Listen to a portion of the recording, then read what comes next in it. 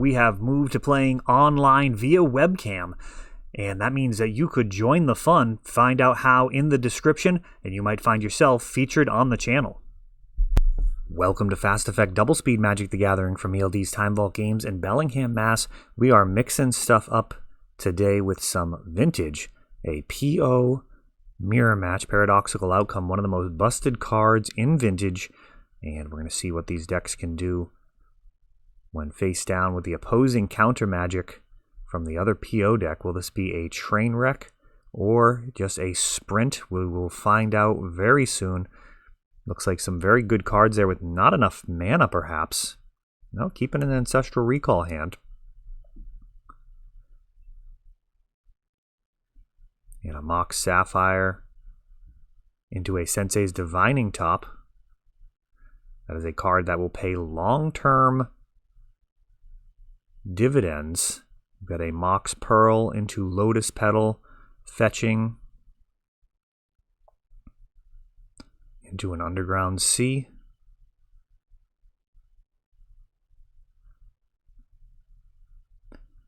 And a complicated hand. It looks like Wheel of Fortune, Vampiric Tutor, Force of Will. And just going to bomb the Wheel of Fortune here, despite that Sensei's Divining Top. There's a Force, and now a Force back pitching Ancestral, and a main deck Pyroblast to seal the deal there. Justin now sitting on the Sensei's Divining Top, and he preordains Hungry, 4 mana, grabs a Mox Emerald, and is able to now spin top, finding another Mox, which I believe quickly jumped to the top of those three.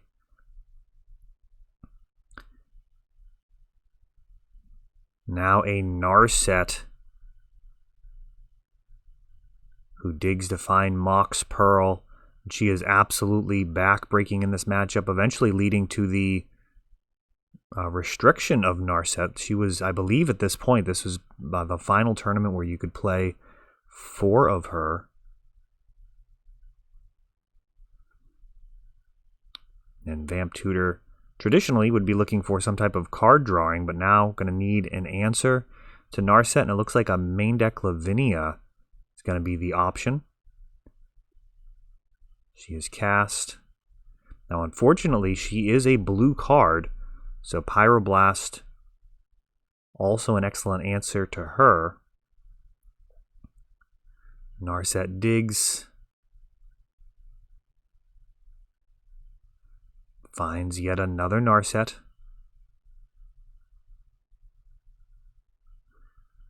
Sensei's Top spins. In Vintage, top gets spun quite a bit more. Oh, and now Snapcaster into Pyroblast, taking down that Lavinia. And she was really the only hope in this game. From here, it's going to be a good idea to keep an eye on the clock and to not allow too much time to expire, as this is almost certainly about as certain as you can be without lethal on the stack. Paradoxical Outcome returning a slew of Moxen and a Snapcaster Mage along with Narset.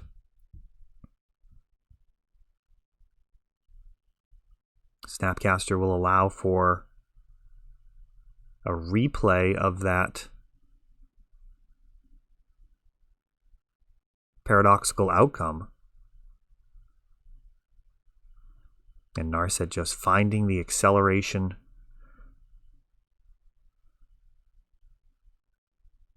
The Sensei's Divining Top comes back down. And now Preordain sees a Paradoxical Outcome.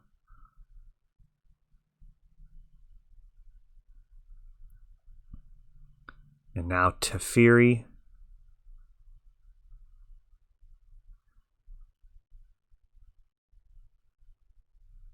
Very little hope here. However, with Teferi on board, It is still possible to assemble like Time Vault and Voltaic Key, but it seems unlikely to get another turn. It'd be quite a amazing fumble from here. Black Lotus now being added.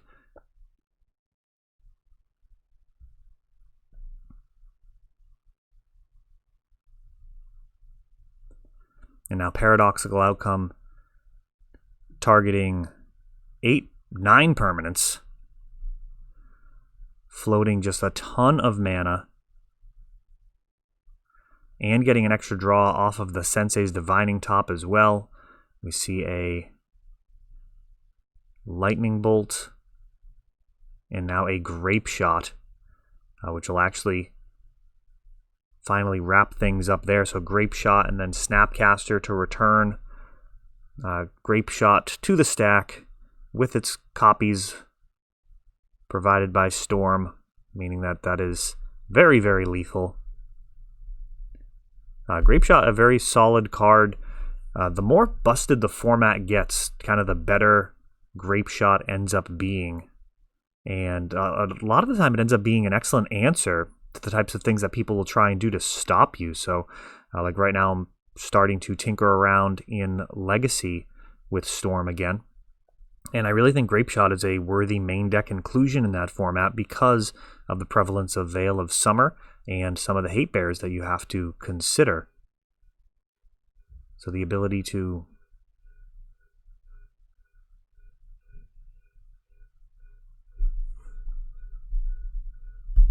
Alright, we are off to the races here.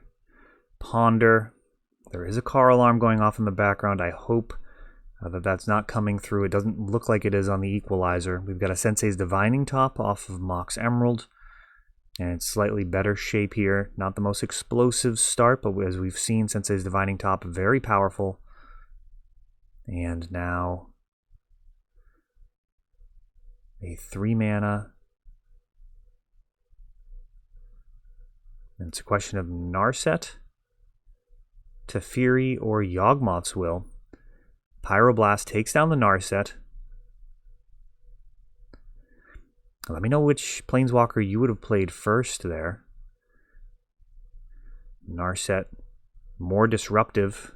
Obviously, if it sticks, makes a card like Brainstorm complete trash. However, the Teferi will draw a counter every time. I mean, they really cannot allow Teferi to land. The upside for your side of the table much higher with the Narset as you yield 2 cards off of it as opposed to the 1 from Teferi, at least in the short term. And dueling Sensei's tops here. Teferi coming down. Unfortunately, his ability to be activated at sorcery speed means that there's no trick with Sensei's Divining Top.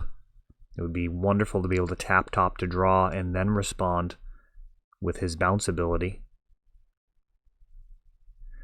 Picking up Mox Opal, drawing a card. And so close here. There's a Paradoxical Outcome in hand without the mana to do what is needed. There's a Vampiric Tutor there. That could be very powerful. We will see here a lot of powerful cards in hand, but every time that you pass the turn against another PO deck, it is scary stuff.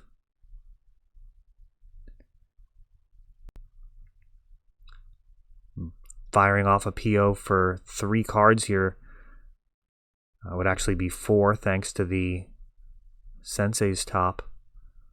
Easily worthwhile to start to pull ahead.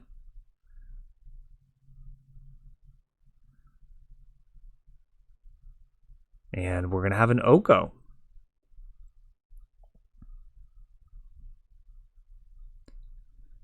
And this can clear this Teferi by turning a Mox into an Elk.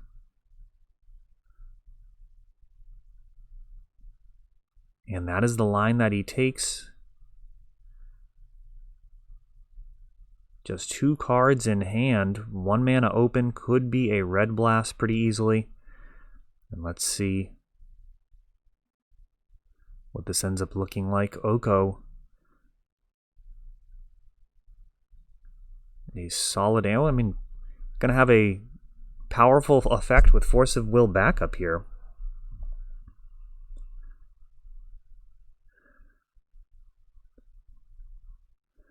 Tinker sacrificing the Mox.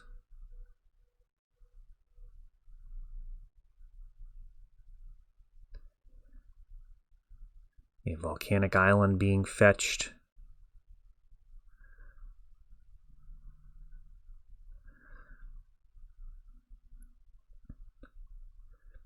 Using it to spin Sensei's top. And a force pitching Snapcaster, force back. And I'm not really sure. Ah, yes, the classic Tinker for Lotus. And now Yogg will replay some stuff here. Let's see what is actually able to be replayed. This may actually be a kind of suboptimal line. Let's find out. There's a Memory Jar in this deck. Bolus's Citadel. There we go. That's the stuff. Lotus Petal. Graveyard still active. There's a Sensei's top, which happens to be very good with this Bolus's Citadel. Land for turn, Mana Vault. Fetch land, so welcome. Oh, and of course with Sensei's Divining Top, you can tell I haven't played Vintage in a little bit here. With Sensei's Divining Top, you can just be tapping to put that on top and then replay your top with the Bolus's Citadel. So this game is over.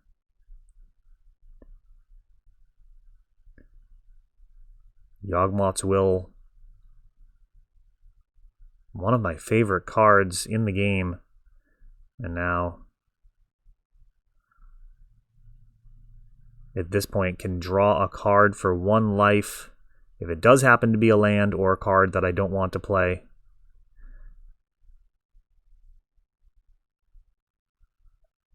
$11 life still left to play with. Paradoxical outcome targeting all the things. Plus 2 draws from Sensei's top. Time to replay all of these accelerants. Mana Crypt, so good in PO. That not untapping, rarely a relevant clause. You're typically picking that up and putting it back down like a colorless dark ritual that you can just keep reusing. Vamp Tutor. Grabbing a Mox Jet, which means likely have Tendrils in hand.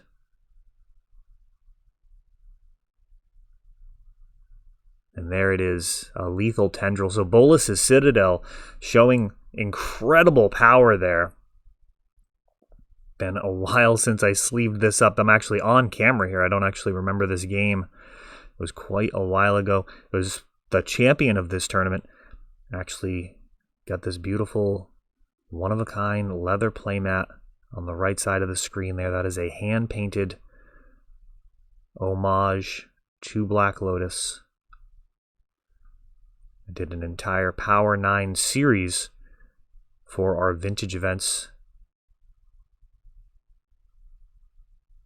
Hand-painted leather playmats and also made leather pins to go along with those. Those are some of the rarest promo pins that I've done. So for these ELD Open events, which we do every month when the world is not falling apart, we do one-of-a-kind promos, a leather playmat for the champion, and then everybody that plays in the event gets a leather pin, and those are made in a limited edition batch. So everybody gets one of those pins. Any of the extras I sell for $15 each. I should probably get those on the web store. I have a lot of stuff to get on the web store. It's really incredible how much stuff we have here. So it's a matter of time before it all gets on there. Be fun just to browse through and see all of the different pins because we do a different Open Series event every weekend. So it is quite a lot of art from throughout history. I've been studying a lot of the engravers in the Renaissance. We've got a brainstorm off of Mock Sapphire. That Singleton brainstorm, a scary thing to see on the first turn, especially off of Mock Sapphire, as a fetch land can really optimize Justin's hand. Black Lotus being sacrificed into Narset, and he actually spins the Narset's ability to find another Narset. Brainstorm kind of clunked up that first Narset. Two of those cards would be the worst two cards available. Justin not valuing the shuffle enough valuing the shuffle so highly, declining to use it. Narset has drawn a couple of cards and so far found two of her sisters. It's going to be a lot to fight through here. She shuts down Paradoxical Outcome. And she has really, this would be the event, I believe, that predated her banning or restriction to a single copy. Just 4 Narsets eventually just kind of took over the draw engine slot. So instead of using preordains, you just upped your Narset count. It was better versus other blue decks. And ultimately, if you have the mana, of course, it's just incredible. We've got a Hail Mary Tinker. Is this actually going to resolve? Pyroblast. Got a Flusterstorm.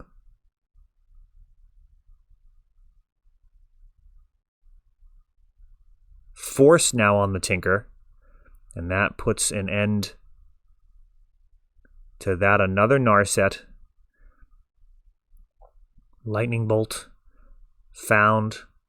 Prevent some of the Planeswalkers from coming in and helping out. And that Tinker was likely the only glimmer of hope short of an answer to Narset. But, when your opponent has already found all of these other Narsets, clearing one really not the most impressive. That hand just very disappointing. Ancestral and Paradoxical Outcome have never really felt much worse.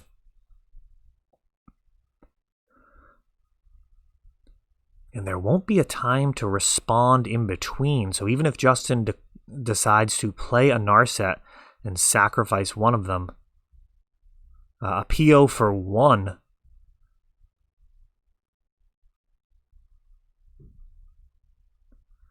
Ancestral may see the same underwhelming use, just drawing a single card, trying to cycle to find some type of answer. A Red Elemental Blast, Lightning Bolt, more likely Pyroblast than Red Elemental Blast. Though I don't suppose it makes a huge difference nowadays. I guess if you're running Storm, you're definitely going to run Pyroblast at this point. There was a time where you'd run Red Elemental Blast because of Mindslaver of all cards. The fact that if your opponent did have like a Hail Mary Mindslaver, they wouldn't necessarily be able to empty your hand if all you had was counter spells and Red Elemental Blast. If you had a Pyroblast, they could fire off the Pyroblast and then use all of the remaining counters in hand, trying to fight a counter war with yourself. As I reminisce on the past, Justin is resolving a Paradoxical Outcome, drawing just a ton of cards, declining to bounce the Narset, which would give me a window to open a little bit of card advantage up with a Ancestral Recall. Card advantage would be a strong term for it. It would still be just severely in the hole, but it would at least get some cards into my hand. Now we've got an Ancestral for 1, and that is pretty much akin to a concession. Just going to let Justin play this one out for the camera, as he is running away with this one thanks to Narset, a restriction that I don't think very many people really argue against. She is pretty oppressive at 3 mana. A fairly expensive card relative to much of what is on the restricted list. And now we have a Grape Shot And hey, Brainstorm to put 2 cards on top of the library and show that dead Wheel of Fortune, as Justin easily takes that one down, thanks to Narset. That is all for this one, but don't worry, there is a lot more. You can check out our older videos, and we're always putting out new videos from ELD's Time Vault Games in Bellingham, Massachusetts. If you want to help the channel, of course, you can like, subscribe, share, tap that notification bell so you can know the next time our new videos come out. Thanks for watching.